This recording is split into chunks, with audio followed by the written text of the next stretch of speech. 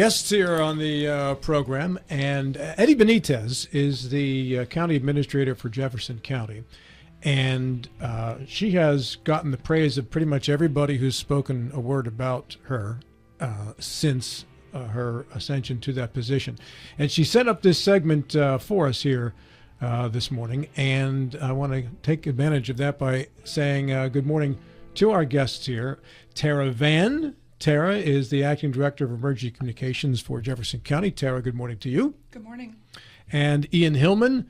And now Eddie said to introduce him as Director of Responsive Education for Jefferson County Schools, but he is also the Interim Deputy Superintendent, as I understand it as well. Good morning to both of you. Good morning. Thanks for having us. Yeah. Well, great to have you here, too. And you're here on behalf of Emergency Communications with Jefferson County and a program that you have that I wish was around when I was 18 years old, because you can now go directly from high school into an emergency communications position, which would permit you, in theory, after 20 years, to retire at the age of 38 with a pension and benefits and all that good stuff, and also make a pretty good salary coming right out of high school as well.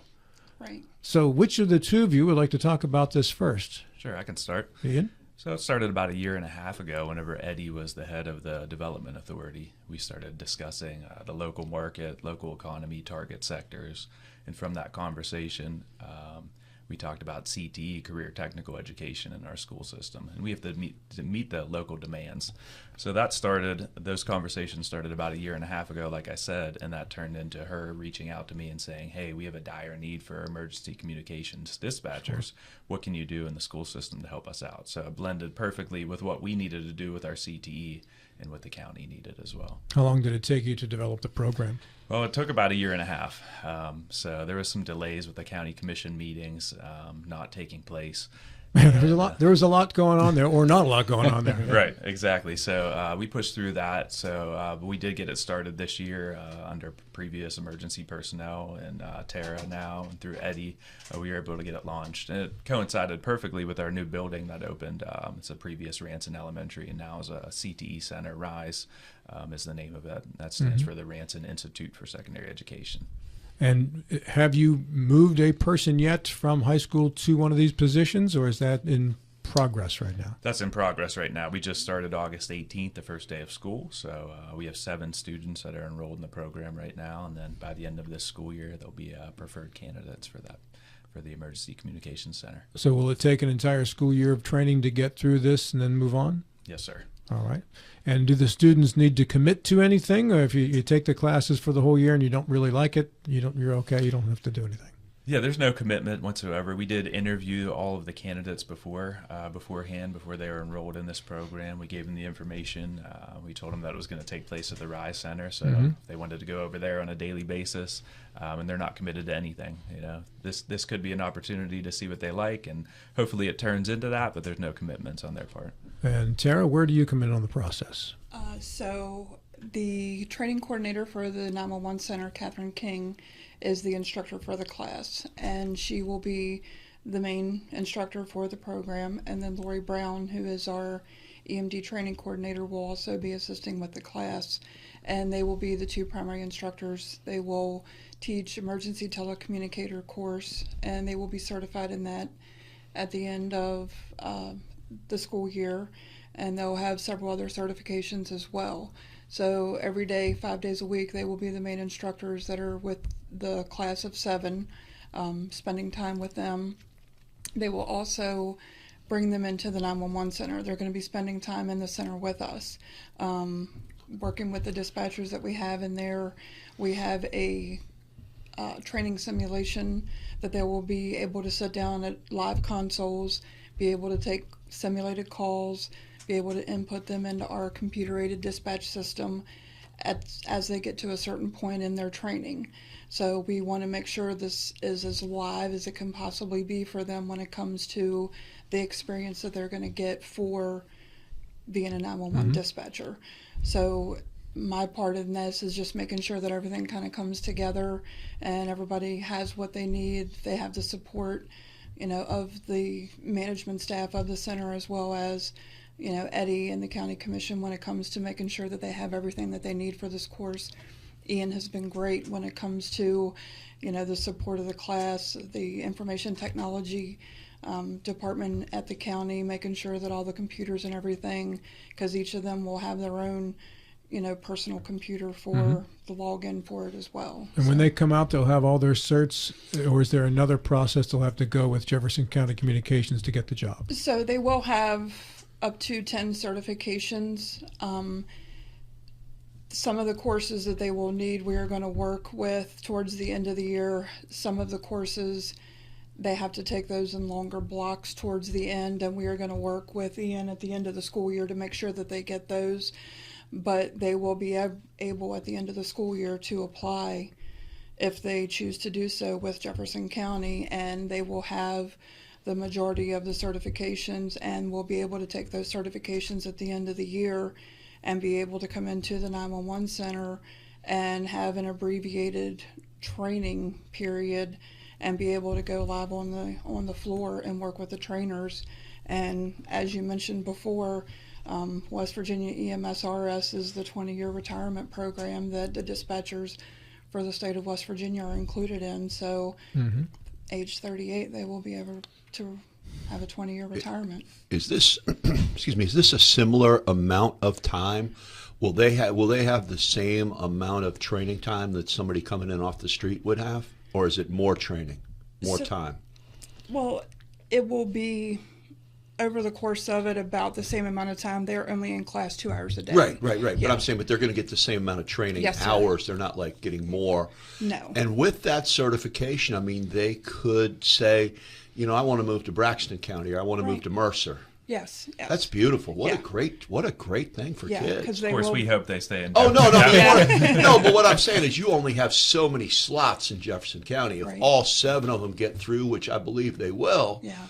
all 7 of them get through, maybe you only have room to hire 1 or 2, they can look at other areas of the state, and they will have these certifications that will work anywhere in the state. Absolutely. Yes, sir. What a great program. Yeah. Yeah. And when it comes to that retirement, that's 20 years, whether it's all in one county or whether they do move from one county to another, correct? Yes, it's the state of West Virginia. State of West Virginia. You mentioned they'll have 10 certifications. How many certifications are needed to be a 911 operator? I think the general public really doesn't know what it takes to be a 911 operator. Right. So the certifications that you have to have in order to be a 911 dispatcher. So we have priority dispatch. So we have to be EMD certified, which is emergency medical dispatcher, EFD, which is emergency fire dispatcher, and EPD, which is emergency police dispatcher. So those are 3 different certifications there that help us process medical, fire, and police dispatch calls. Then we have to have CPR, first aid, and then we will also have training in Rapid SOS, which is a program that helps when people call 911 to pinpoint their location. I don't know if anybody is familiar with what 3 words. We'll have training for that. Then we have ETC, which is the class that they will be taking and get certified in the classroom, which is the emergency telecommunicators course. They'll be certified with that.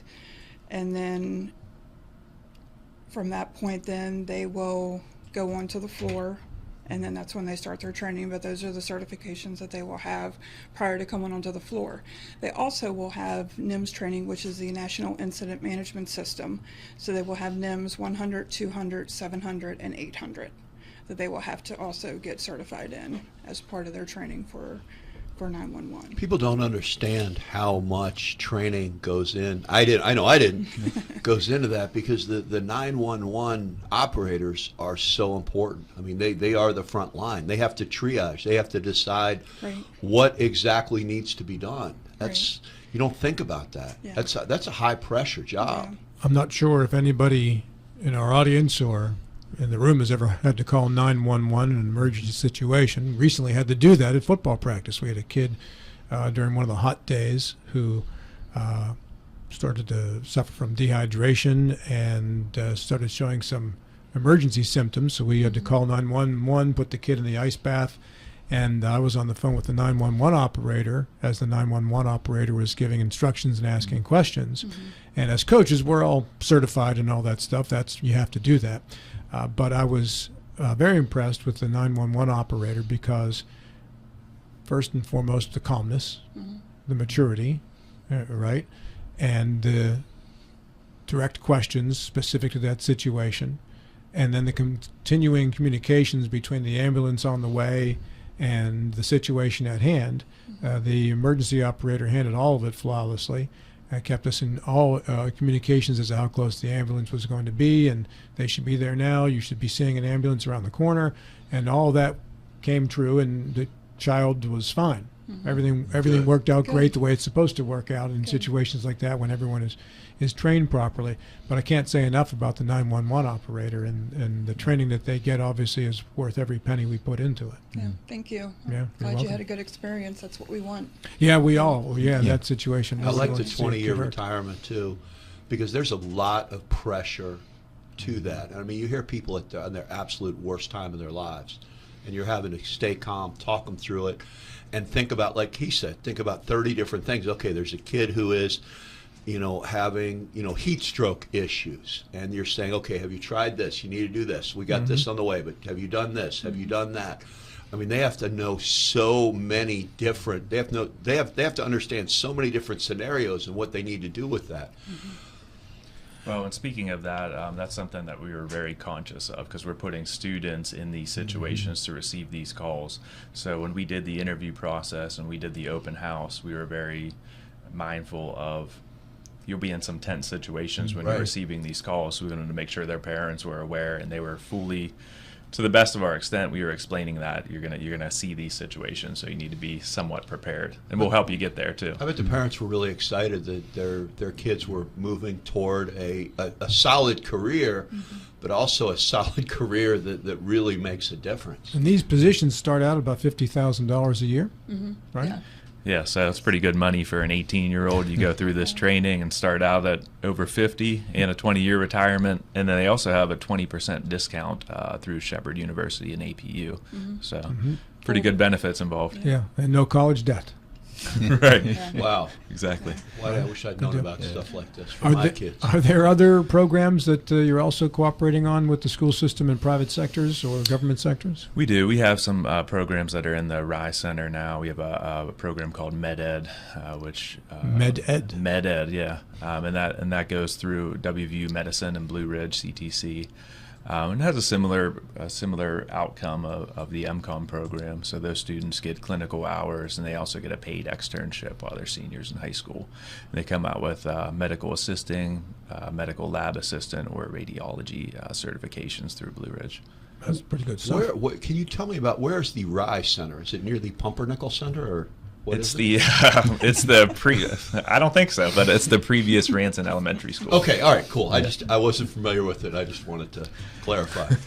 So I think of going to James Rumsey Votech, and when I was in high school, and that was 2 years. I went as a junior and a senior. So does this operate in a similar fashion, or are you only taking seniors and it's 1 year of study?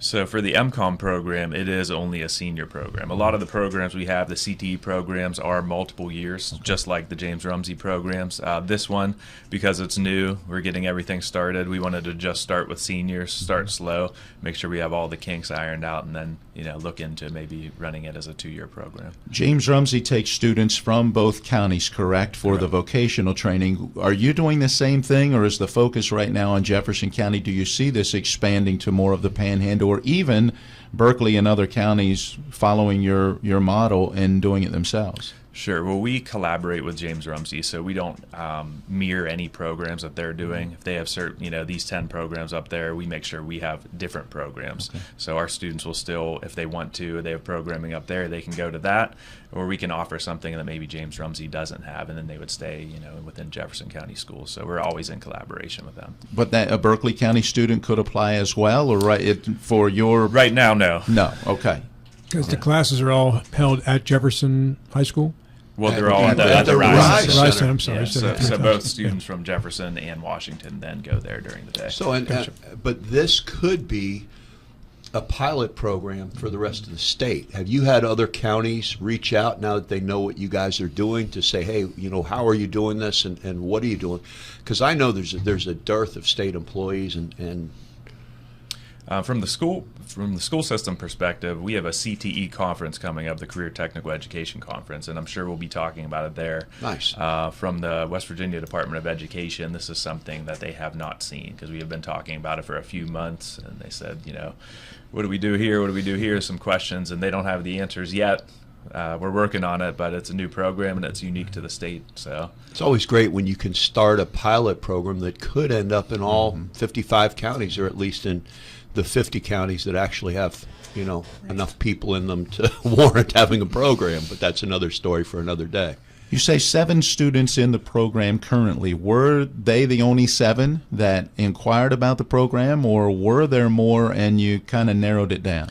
7 inquired about the program, okay. So that's what we started with. It seems like a small number, but we're okay with starting small. Sure. And the same with the Med Ed program. We started with 20, 22, and then last year we had over 85 applicants. So we're hoping that this has the same trajectory. We can't handle 85, right. But there's more room for the Med Ed people anyway.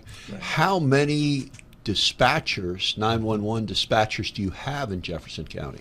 So right now we currently have 16 full-time. We have 11 fully trained, and we have 5 in training right now. Okay. They're going through the training process. We started an academy in May. They went through the classroom portion of the training, and now they are out on the floor. How many do you need? So we are fully staffed at 20. Okay. Okay.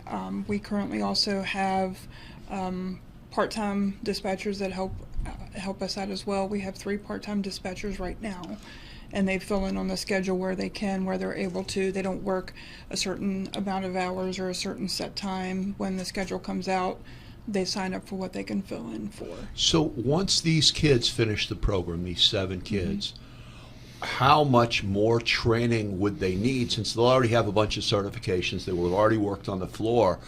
I mean, are they people that you could plug and play, where you could just put them, say, okay, you're hired, you're starting on Tuesday, you're in the bullpen, we're bringing you out, we're starting you Tuesday. Right. So they would have an abbreviated training. What they would need to get from us is our policy and procedures, understanding and things like that, and just live on the floor dispatch training. They are going to come in and they're going to get to sit with our dispatchers, and they're going to get to hear them answer calls and things like that, but they're actually going to, it's where the rubber meets the road, if you will. They're actually going to have to sit and answer the calls and be live and go through that training period.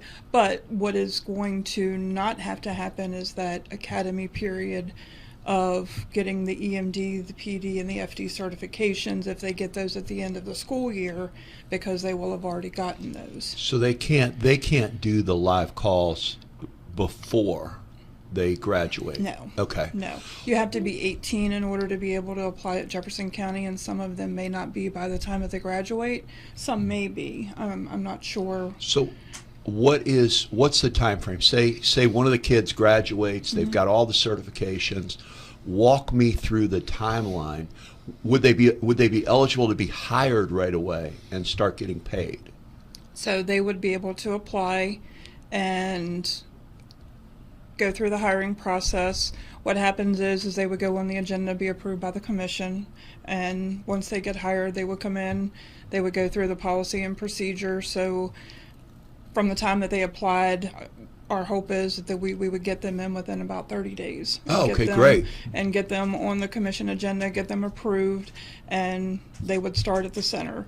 Then they're going to get an abbreviated classroom version to where they would get the policies and the procedures and things like that, and everything that they did not get in the academy, and they would get that portion of it. Then they would be assigned what we call a CTO, which is a certified training officer. So why, just out of curiosity, why wouldn't they get policies and procedures during all the training they're having if you've got them for all these hours? Well, some of the policies and procedures they would, others they wouldn't. Okay. That are specific to situational things. And they wouldn't be given them until once you're hired and in. So I say a kid graduates from high school in May. What is the earliest they could be on the floor doing the job? That is very hard to say. Training is dependent upon the person. We typically tell people that we hire from beginning to end, the training takes about 12 months. I could see these students with the abbreviated version maybe taking 3 to 4 months, and Okay. that's hypothetical. Right, of course. People learn at different speeds. We have people that just come through this last academy that are doing absolutely amazing, and will probably have a shortened training period than what some other people that we have hired, but it really does depend on the person. We always tell people that we hire, about a year is what it takes typically, and that's pretty much what you will find at any 911 center. Right. So if we can shorten that to even half to 3/4 of that time and make it about 3 to 4 months, that would be absolutely outstanding for us, because when we hire people, it typically takes us a year to get them Right. on the schedule to fill in. Well, let me ask you this. Got about one The day. Jefferson, the county commission has to approve new hires. Does the county commission approve all hires, and isn't that kind of onerous for them? I mean, usually they have department heads that would. Onerous in what way? Well, I mean, if they have to vet every candidate for every job. I mean, that would be a lot of work. Normally a county commission hires somebody who runs a department, and then that department is self-sufficient and hires people. That would be I a Jefferson assume. County Commissioner question. Right. No, I know that. That was just something I didn't Yeah. I found a little different. We don't want her having to answer any questions Oh! that might result in a firing or. Oh no! I wasn't putting you on the spot. I was I know you I weren't. was just Yeah, curious no. about that. I just when you said that, it sort of clicked in my Yeah. head. Yeah, we got about 45 seconds left. How do you find out more about this program if you're a parent who just heard this and you're interested? So if you find out more about it, the first pathway would be to Ian, to reach out to him, or you could contact the center directly. We would love to have anybody stop by. We're always welcome to have anybody take a tour of the center, find out what we do. We love having visitors. Reach out to me directly or to Ian. But don't call 911 to call you, though. Please don't call 911. Yeah. Ian and Tara, thank you so much for coming in. Thank you. Thank you. I appreciate Continued it. success. It sounds like Thank a great you. program. Thanks.